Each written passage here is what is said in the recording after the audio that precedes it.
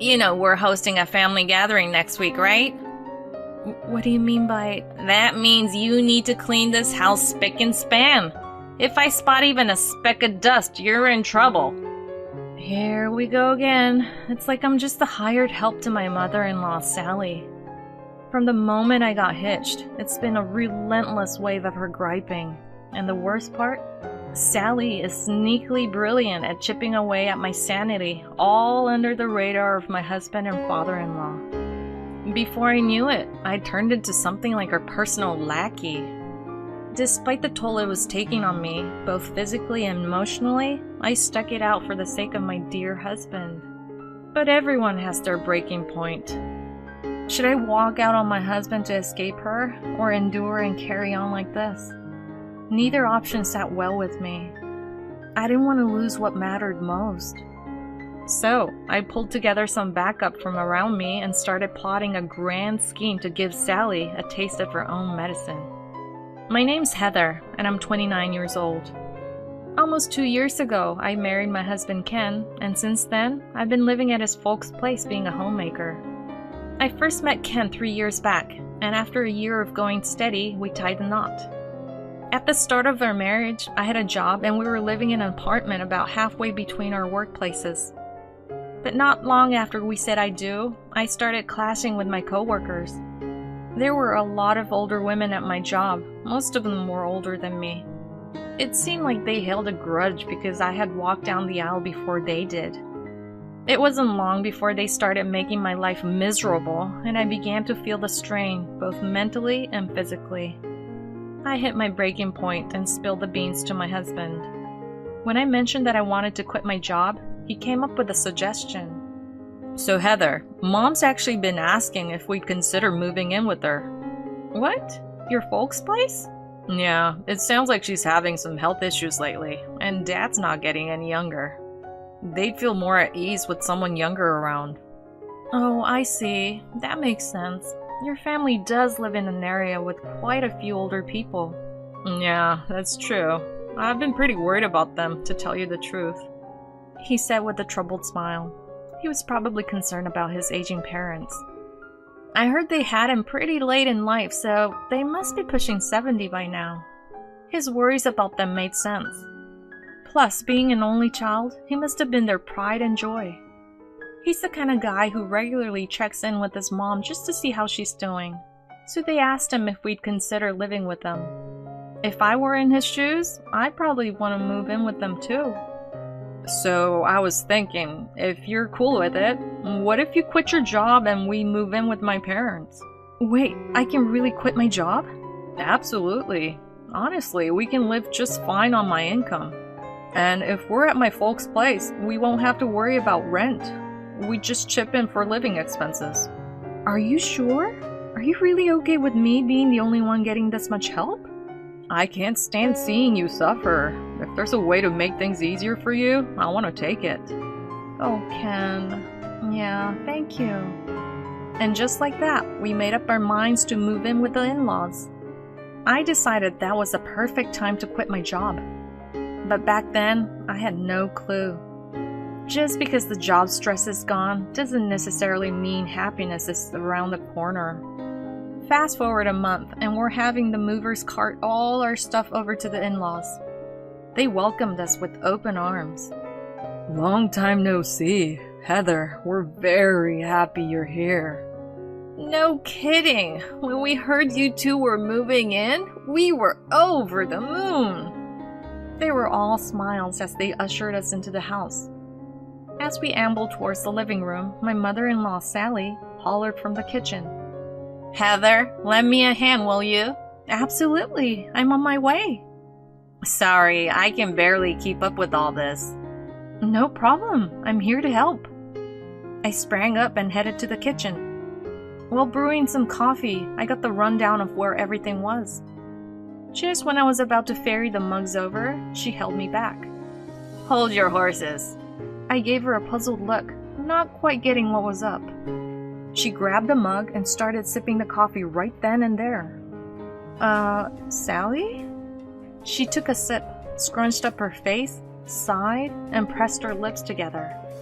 This coffee is a disaster. Can't you even make a decent cup of coffee? Well, you're as plain as a post and you can't even brew coffee. You're a real letdown as a daughter-in-law. And I hear you quit your job? About my job, the office politics were getting to me. You threw in the towel over something so petty. I swear, you kids these days, you're just so fickle, aren't you? My workplace was pure torture. But Sally, who didn't have a clue, was laying into me based on her own assumptions. But what could I do? It was my first day there. I couldn't just snap back. All I could do was bite my lip and bear it. She heaved another sigh, tipped the contents of her coffee mug into the sink, and said, forget it. I'll redo it. You just grab those cakes over there. And just so we're clear, hands off. You're the dud daughter-in-law, remember? I did as I was told. From then on, Sally was all sweetness and light whenever Ken or my father-in-law were around. The sniping started from day one of our cohabitation. Since I was jobless, I was stuck at home during the day. Basically, I was under house arrest, only allowed out for groceries. Clean up properly! Look, there's hair all over! Who taught you to hang laundry like that? Do it right! Your food tastes like cardboard. I can't believe you're serving my son this slop. Day by day, her acid remarks were chipping away at me. One evening, I thought about bringing it up with my husband. Before turning in, I broached the subject. Ken, listen. When I said his name, he beamed at me. Heather, I can't thank you enough. You've been keeping my mom company during the day, right? What? My mom looked really happy today when you were in the bath. She said it's like having a daughter around. She said that? Yeah, totally. You know my dad is always out hitting the links, right? She was home alone all day, so having you here is a load off her mind. He gave my hand a gentle squeeze and smiled, saying, I mean it. Thank you. The moment I saw his face, I was at a loss for words. What should I do now? I had just about mustered the courage to talk to him about Sally when he caught me off guard with his words. The last thing I wanted was to stir the pot in my husband's family because of me. Given the situation, I felt I had no choice but to suck it up. When I met his gaze with a strained smile, he looked back at me, worry etched all over his face. Oh, my bad. You were about to say something earlier. What's up? I couldn't bring myself to spill the beans and ended up playing it off like it was no big deal. A year flew by since we moved in with my in-laws, and Sally's relentless torment didn't let up. My spirit was scraping bottom, but I held on for the sake of my dear husband. Recently, Sally's tongue leashings grew over the top and she began piling on absurd demands. I've got some friends coming over. Go fetch some cakes from the department store in 10 minutes. Get rid of the weeds in the garden while I'm out. Make sure you season the dinner like I do. I'll claim I cooked it. The list just went on and on.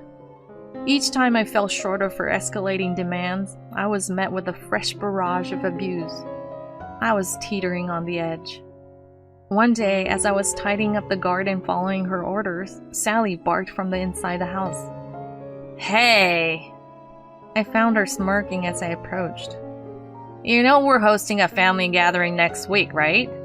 What do you mean by... That means you need to clean this house spick and span. If I spot even a speck of dust, you're in trouble.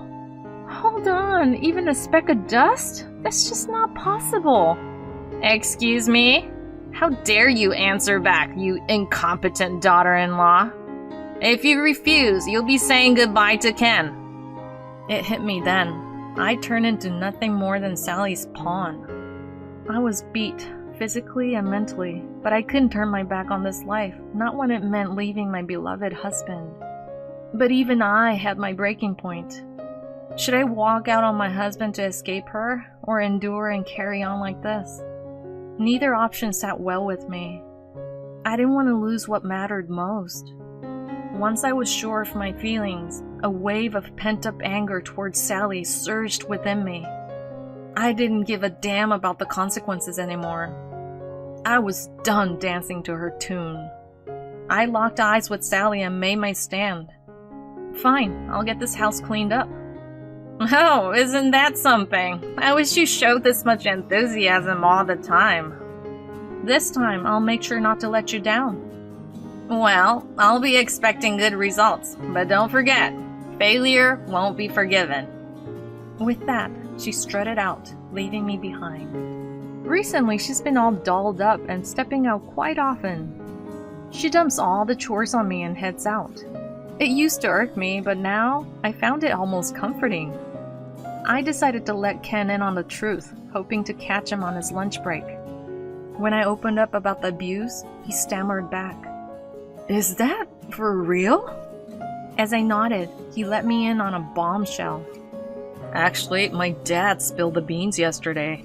Apparently, my mom is having an affair. What? Your mom is cheating? Dad's been frequenting a detective agency instead of hitting the golf course. He's gathering proof of her affair. They're even mulling over a divorce. What? I can't believe it's come to this! I was at a loss about how to break this to you, but I guess it worked itself out. Mom mentioned she'd be late today, so let's sit down with Dad later. Just the three of us. Who would have thought Sally was messing around on the side? But this could be a game changer in my favor. The odds of my plan succeeding just shot up. I had a big-time plan cooking, and I absolutely needed the aid of my father-in-law Scott and my husband. As Ken and Scott walked through the door, I spilled all the beans about Sally's mean streak. Scott was fired up, hollering, "That's unforgivable!" But I cooled him down and explained my game plan. Scott, I want to give Sally a taste of her own medicine. You in? Absolutely, but what's the big idea? As I spilled my plan, Scott and Ken were all ears, trading looks to check each other's take. But they were quick to give the thumbs up, looking back at me. Heather, it's a tall order, but count us in. We're backing your plan all the way. Yeah, you can count me in too. Scott, Ken, you guys are the best. I immediately picked up my phone and hit up my dad back home. What's up? I rapidly filled my dad in on my plan. Dad, here's the plan. I need a hand. I see where you're going with this. No problem. I'll round up the troops. We have to handle some red tape first. Can we shoot for a week from now? Sure thing. Got it. I'll gear up my end till then. Thanks, Dad. With my dad on board, I dove into the prep work the very next day. Alongside Scott and Ken, being super careful not to tip off Sally, we got all our ducks in a row. Fast forward to a week later. On this fine Sunday, Scott and Ken were kicking back at home. Sally was grinning ear to ear, playing the doting mother-in-law perfectly. Heather, what's for lunch today? Since the guys are here, why don't we order some grub? I've got company dropping by soon. Company? Right on schedule, the doorbell chimed. I swung the door open, and there stood my dad. Heather, long time no see. Thanks for coming, Dad. I hate to put you through all this. What are you talking about? You're my kid. It's no sweat. Thanks. Can we get started? Sure thing, but first, get the stuff out. On it. I shot a look to my husband and Scott, and we began hauling our packed gear outside. Having separate rooms in my in-laws' house was a real stroke of luck. We managed to make the moving prep happen without Sally being any the wiser. Seeing us in action, Sally quickly piped up. Hold up! What the heck are you guys up to? Sorry, Sally. Could you step outside? Safety first. What's this about safety? Give it to me straight. No need for a play-by-play. It'll be clear as day once you see from the outside. What on earth are you plotting? As we carted out the last piece of luggage, Sally busted out of the house. A wrecking crane had just rolled up, all set to get down to business. Yep, the favor I asked from my dad was to bulldoze my in-laws' house. We're a construction family, and my old man is still in the game. Wait, what's all this? As Sally let out her disbelief, the crane got down to business. Watching the scene, she went white as a sheet. Oh, our house! This is your doing, Heather! You think you can pull this off? As she raged at me, yanking at my collar, I just gave her a sweet smile. My doing? That's mean. Just a heads up, your hubby and your son are on board with this. Wait, what? There's no way! They're part of this? Believe it or not, Scott's even got divorce papers ready. Say what? Well, you've been playing the field, haven't you? Sweat was trickling down Sally's forehead as she stumbled backward, her mouth hanging open. The knockout punch came from Scott himself. You've been living high on the hog with my cash and supporting another guy. On top of that, you've been giving Heather hell. When will you hit rock bottom? That's not it, honey. I didn't mean... We've gathered all the evidence we need. Divorce is in the cards. I'll reclaim all the dough you've blown, including damages for me and Heather. If you won't agree to the divorce, I'm ready to take this to court. Brace yourself. No! Sally's piercing scream echoed against the rumble of the machinery. No one was there to comfort her. Eventually, my in-laws split up. The three of us relocated to a monthly rental that we had set up in advance. With nowhere to live and no money to her name, Sally apparently moved in with her brother and his wife. But she's never been on good terms with them, so they're treating her like a maid. While working a part-time gig to scrape by and paying us damages, she's at the mercy of her sister-in-law's bullying. Karma's a beast, isn't it? She could use a bit of self-reflection. Meanwhile, after moving out of the monthly rental, we settled into a different apartment. I found a part-time job at a local bakery, and I'm living the dream without any stress. Scott's planning to stick with us. If I hadn't come clean to my husband back then, if Scott hadn't stood by me, things might not have panned out so well. One thing I know for sure, I didn't make a wrong call. From here on out, I'm looking forward to peaceful days with Ken and Scott.